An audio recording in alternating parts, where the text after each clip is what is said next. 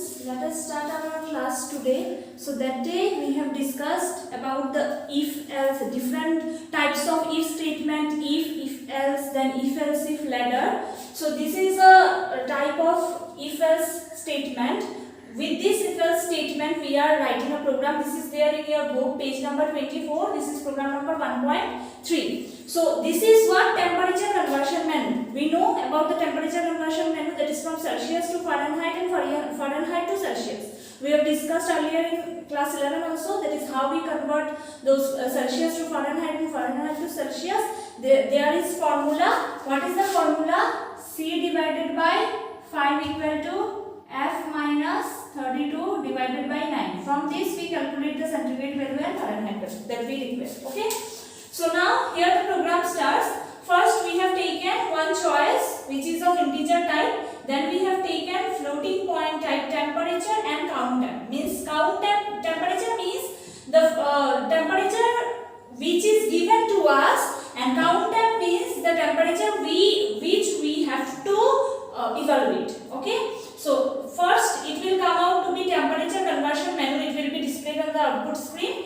Then there will be two options, Fahrenheit to Celsius and Celsius to Fahrenheit. We will write this using cout statement. Then we will write that enter your choice. That is, user has to give his or her choice. What he has to choose from these two choices, either one or two. So user has to give this one, and this choice will go where? To this choice variable. So choice will store either one or two that user will give. And if he choices other than this one, either one or two, other than one or two, if it choices any other number, then it will not print anything, because we have only two choices here.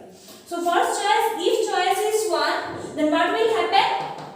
It will convert Fahrenheit to Celsius. Means it will ask the user to enter a temperature in Fahrenheit, and that Fahrenheit temperature will be converted to centigrade. So first choice means we have to enter a temperature in Fahrenheit. So that's why it is written enter temperature in Fahrenheit. So user will enter some temperature. So using C we have stored that temperature. Now we will calculate the count temp, that is using the formula. Means now what we have given temperature in Fahrenheit, that is C is unknown to us. F is given to us, C is unknown. So C, how we will find? F minus 32 into 5 by 9. This will come out like this. But if we want to reciprocal this value, this 1.8, this F minus 32, F is nothing but this temp value. Okay. So temp minus 32 is coming. Now from where this 1.8 is coming? In order to solve this formula in a systematic way, or the students can understand or remember this thing, this 1.8 is used, because in both the cases you see 1.8 is there. So 1.8 is common, so that the student can remember that one. So how this 1 point has come? We have to take this 9 to upper one, that is numerator, and 5 we should bring to the denominator. So when we will interchange this value, what will happen? In place of into, what it will come? Divide. So what? It will be F minus 32 divide 9 by 5. So 9 by 5 will come out to be 1.8. So that's why this 1.8 has come. Okay. So here we have calculated this value. After calculating temp we have taken from the user. So after calculating this value, it will be stored where? In the count temp. Now cout, the temperature in Celsius, Fahrenheit we have entered. Now it will display the temperature in Celsius. So in Celsius, where it is stored in count temp. So it will display count temp. Okay. This is for choice 1. If the user has entered the choice 1, then it will convert from Fahrenheit to Celsius. But if the user enters the choice 2, then what will happen? Here only one condition is there, either 1 or 2. That's why we have taken only if and else statement, not nested. Okay? Only one condition we have given, and if this is not true, then it will go to the else part. That is for 2 case. Okay? So else what it will happen? Enter temperature in Celsius. Means user will enter temperature in Celsius type. Okay? Celsius type, so temperature the value will go to this temp. Now count temp here, what will happen now? Now we have what value? Now we have C. F is unknown to us. So what will happen? This formula will be now 9C equal to F minus 32. C is known to us now. Okay? Into here, cross multiplication will be there. Okay? 9C and 5 will go to that part. Now we want this F. So what will happen now? What we will do? We will take this 32 here. So what will come here? 9C plus 32 equal to 5F. So what we will do now? F will come out to be 9 by 5C plus 32. And what is this 9 by 5C? What we can write? 1.8 into C. So this formula is coming out here. 1.8 and C is nothing but this temperature that we are storing. Okay. So 1.8 into 10 plus 32. So you remember these two formula. One is from Fahrenheit to Celsius. The formula is what? Fahrenheit to Celsius, F minus 32 divided by 1.8. And for Celsius to Fahrenheit, what is the formula? 1.8 into F, 1.8 into C plus 32 or temperature. Okay. You can take any other variable also. In the book it is written 10. You can take any other value. So count temp is now what? 1.8 into 10 plus 32. It will calculate the value and store in count temp variable. Okay. Now it will display the value. The temperature in Fahrenheit is this one, and then the program will end. That is return 0. I think this is clear to you all. Okay. Now you see this program which is in page number 25. This is program number 1.4. Okay. Here in this question, what it is told that write a program to find the numbers when their sum and product is known. Sum and product of numbers are known. We have to find the numbers. Means here we have to use the quadratic equation. That is like this: s square minus sx plus b. Like this we form the quadratic equation. This is the quadratic equation. Okay. So this s is what? This s is the sum value. This p is what? This p is the product value. So now it is told that the sum value and product value is already known. That is, the sum and product value is given by the user. We have to find the numbers. Okay? The numbers such that the two numbers means the roots of the quadratic equation. The two numbers such that the sum will be this one and product is this one. We have done the middle term factorization, no? In school level you have done like this middle term factorization. Suppose 3x plus 4 like this. Some middle term factorization that the two numbers sum will be this one and product will be this one, like this you have done. So this is nothing but this one quadratic equation in which we have to find the roots. Whenever we will find the root, then we will get those numbers whose sum will be S and whose product will be P. So for this we will include header file iostream.h. You will find in the book iostream.h, and another you have to add here header file that is math.h. Why you have to add this header file math.h? Because here we will use the sqrt, this function. For this function we know for sqrt and pow, like these mathematical functions we use the math.h. So here we have used this square root function, that's why we have to include that math.h.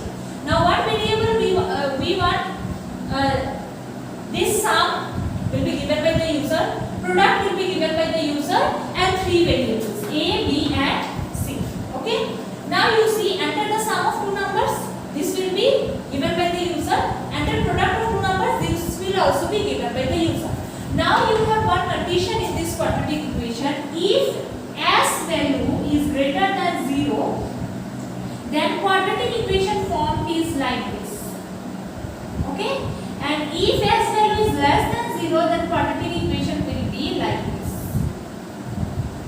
Difference you can see, if greater than 0, then here it will be minus, if less than 0, then here it will be plus. Okay? So now you see we have applied this condition here. If s is greater than 0, what will be the quadratic equation formed? X square minus s plus b. Okay, and else what it will form? X square plus s plus b. Clear? Now you see coefficient of x is what? X square.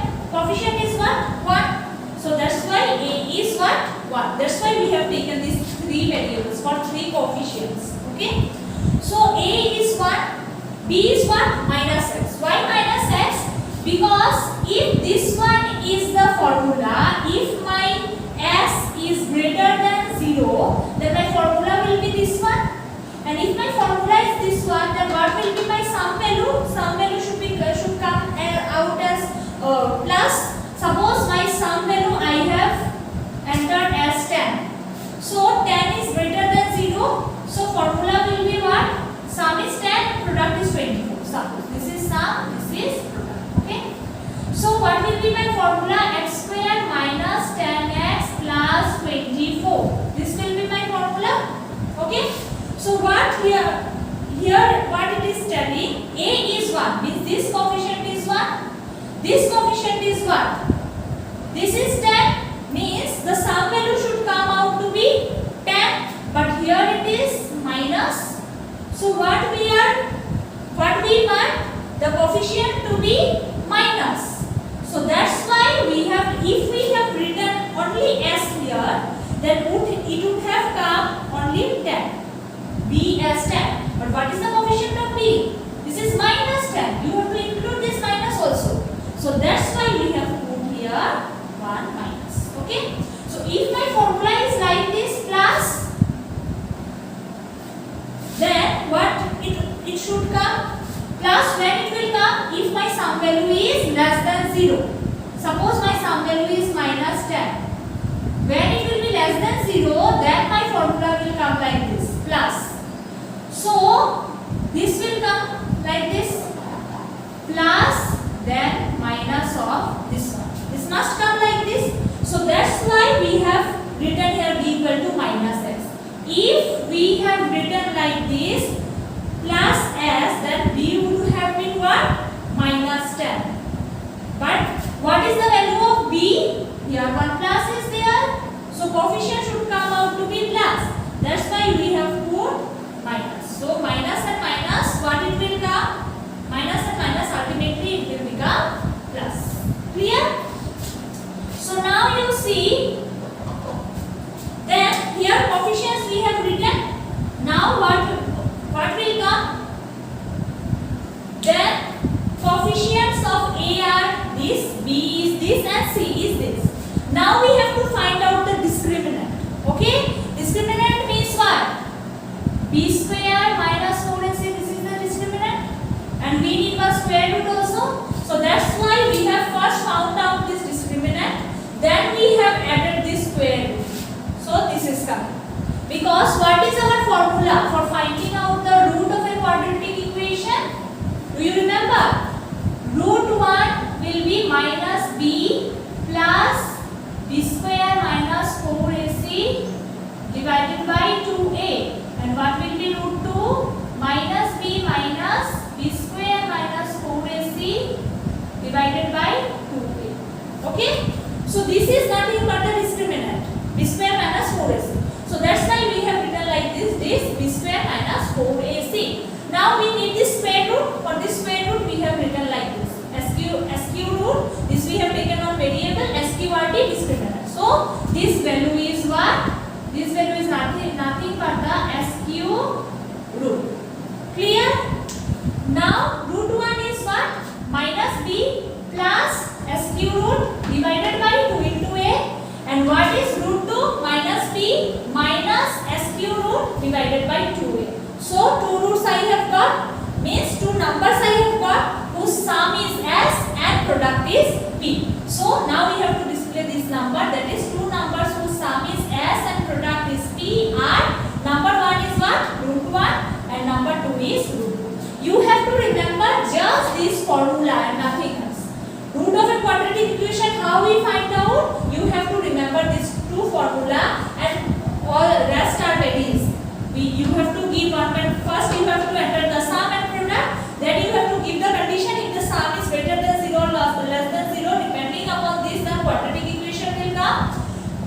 coefficient you already know, then just you have to put this formula and display your root of the quadratic equation and nothing else. It is very easy. Clear?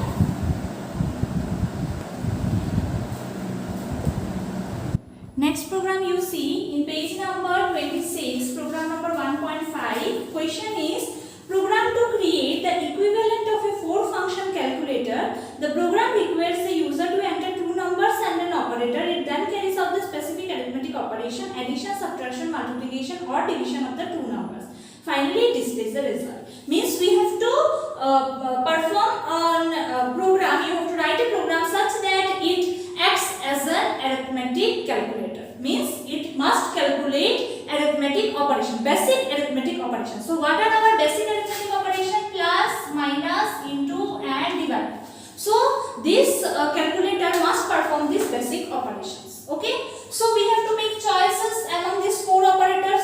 So here we want what? If else if ladder. Okay. If else if ladder here we want because there will be many choices. 4 choices are there. So first what we will do? We will take one character ch. Why character? Because these operators are what? Special characters. So for these special characters we need this character. Okay. Then float we have taken. In float, don't write float also. If you write integer then also it will be fine. Well and good. Okay. You can take it as integer value also, floating point value also. If you take float, then you have to enter numbers in floating point. If you take integer, then you have to take integer values. So A, B and 1 for result. So first enter two numbers. We have entered A and B. This is stored in A and B variable. Clear? Now see out, enter the operator. User has to enter this operator. Among these 4 operators, user has to enter any one of them. Okay. So when the user will enter this operator, where it will go? It will go to CH. Now suppose A 1 memory location, B 1 memory location, CH is having 1 memory location. Suppose A is 7, B is 5. We have entered. So this will be stored in its equivalent memory location. Now one operator we have to choose. Suppose we have chosen this into. So into will go where? In CH. Now see our backslash means it will go to next line. If CH equal to plus, it is matching? No. It will go and check to the next. Else if CH equal to minus? No. It is also not matching. It will go to next. Else if CH equal to into? Yes. It is now matching. So it will go here. Okay. If this result is, this if statement gives us true result, then only it will execute the next statement. So these two are false. So this will not be executed. This if statement is giving us true result because it is matching. So it will display what? Result equal to A into B. So result will store what value? A is what? 7. B is what? 5. 7 into 5. It will store 35. So this will be stored in result. So here it has got no need to check rest of the parts. It will directly go. No need to go to else if part. No need to go to else part. It will directly go here. So here it will find the calculated result is what? Result. Now result is what? 35. So it will store 35. Clear? Suppose now I am giving here like this that A value is 7, B value is 5. It is alright. Okay? CH value, in spite of this 4, I have assigned some other value. Suppose this at the rate character. So it is not matching with any of this. You see, here also false, here also false, this is also false, this is also false. So where it will go? It will go to this else part because it is not matching with these 4 if statements. So it will go to else part. Else part what it will give? See out wrong operator. Now after displaying this result, the system has to exit. Means the system doesn't have to do anything. System needs to get exited from the screen, output screen. So that's why what we have written here, go to LB. And LB where we have defined return zeros earlier part. Okay. Here in spite of LB you can take any other variable. Suppose S. Then here also you have to change S. This is nothing but any variable you can take. Go to S. After wrong operator, displaying wrong operator in the output screen, it must exit from the output screen. So where we have to define this one? Before the return that's why here we have defined S, and from here cout wrong operator go to S means it will directly jump from here to here, means it will go to return 0. When it will get wrong operator, it will simply exit from the output screen. No need to display this particular output. Clear?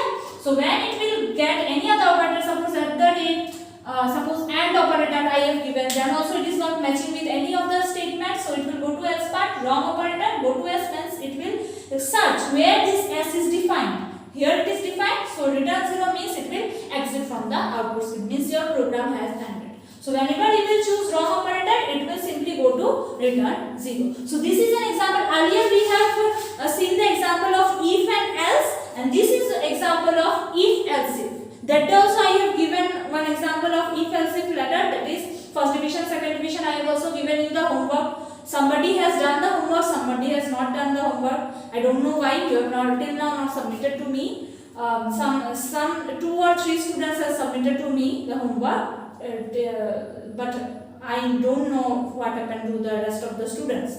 So you have to do the homework seriously. I am telling you again and again, or else I will be informing to the MMC members that you are not doing the homework seriously, you are not seeing the videos seriously. Then what will happen?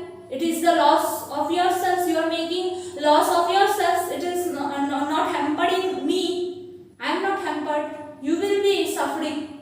Okay? So you have to do, whenever I will give any type of homework, you have to do it seriously. Clear? So you have to submit me the homework. So that day I have given one homework about the self-read, that was also in the if else if case. This is also an example of if else if letter. Clear? Now comes your switch statement. We have seen the if else if, if else if statements. Now comes switch statement. I have already discussed in class 11 what is switch statement. Switch statement means multiple branch selection statement. There are multiple branches in switch statement. If a certain condition matches with a particular case, then it evaluates that statement from that case. Okay? Means suppose switch, I have given one expression. If this expression matches with case 1, then it will execute this statement and then it will simply break. Break means it will simply move out of the switch statement, switch loop. Okay? Suppose it doesn't match with case 1, it matches with case 2. Then the statement in case 2 will be evaluated and nothing else. Okay? Then it will find the break statement, it will go out of the loop. And if it doesn't match with any of the cases, then it will go to the default statement. Now, in this case, we have written 1, 2, 3. Okay? You can use constant value also, or you can use any character value also. Suppose case A also you can use, like this case A, B, C. This also you can use, or you can use small a, small b, small c also. Okay? Just you have to give like this quotation because it is a character type. Okay? You can use character variable also, you can use integer variable also. But remember that no floating point is used. Like this you cannot use like 6.2. This you cannot use. Either you have to use any integer variable or you have to use one character value. Clear?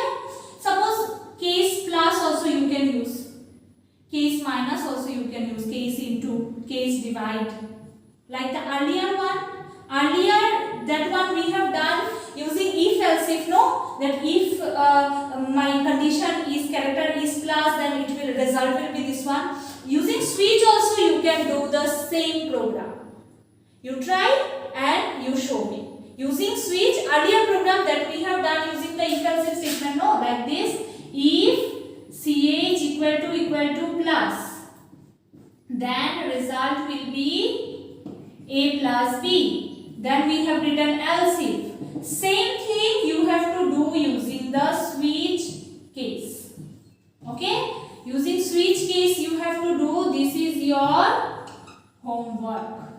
You have to do and submit it to me. Using switch case you have to do the earlier program and submit it to me. Clear? Now you see the switch program. This is in your page number 29, program number 1.6. So here you see the program is there. What is the question? You see that program to input number of weeks day 1 to 7 and translate to its equivalent name of the day of the week. Means the user has to give a day number. We already know that there are 7 days in a week. So user has to give a day number and equivalent to that day number, what is the name of that day, this has to be displayed. Okay. So for this we have taken one variable d which is of integer type, because 1 to 7 these days cannot be floating point value, this is on integer values only, so that's why we have taken integer. So enter the day number 1 to 7, so this is stored in d. Now switch d we have done here. Suppose user has entered here 2. So d is what? D is 2. What it will do? Switch d means 2. It will search for case number 2. So where is case number 2? So it is matching with this case. So it will print what? Monday. So day number 2 is what? Monday. And obviously it is because our week starts from Sunday. So Sunday is day 1 and day 2 is what? Monday. So it is displaying Monday. Suppose user has given 1. Then what will be d? D will be 1. Switch 1. So case 1 will be Sunday. So it will display what? Sunday. Similarly, if user enters 3, it will display Tuesday. If the user enters 4, then it will display Wednesday. If user enters 5, then it will display Thursday. If it is 6, then Friday. If it is 7, then Saturday. If now suppose user enters number 9. So D is what? Number 9. But we know there are only 7 days in a week. So this number 9 is not matching with any of the cases. So where it will go? It will go to default. Default, see out wrong choice. Means when the user will enter the day number, enter day number 9, what it will display? Wrong choice. Clear? So this was about the switch case statement. This is the program for switch case. So what you have to do now? You have to do homework. Now homework is what? I have already given you one homework. So I am writing here again. You have to do the homework seriously. I am telling you. If you don't do the homework seriously, I have to complain. Okay? You have to do the homework and submit it to me individually. So today's homework is, first homework is, I have already given you that using switch statement perform different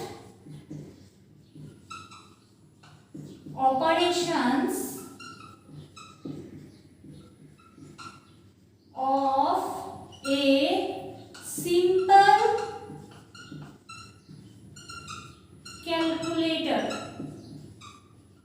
that is plus, minus, into, divide. You have to perform these operations of simple calculator using switch statement. We have done it using what? Using if-else statement in program number 1.5, I think. Yes, in program number 1.5 we have done it using what? If-else statement. So same thing you have to do using switch statement. And second homework is using if-else if display the name of the day of week entered by the user. Clear? What is this second homework? Second homework is same. This one. This we have done using the switch statement. Means what is the equivalent day of the week? This you have to do using if-else if statement. We have done using switch. You have to do using the if-else if statement. So this is your two homework. You have to do it and submit it to me. So that's all for today's class. In the next class, we will discuss about the various types of looping statement. That is for loop, while loop, do while loop. That thing we will discuss in the next class. So that's all for today.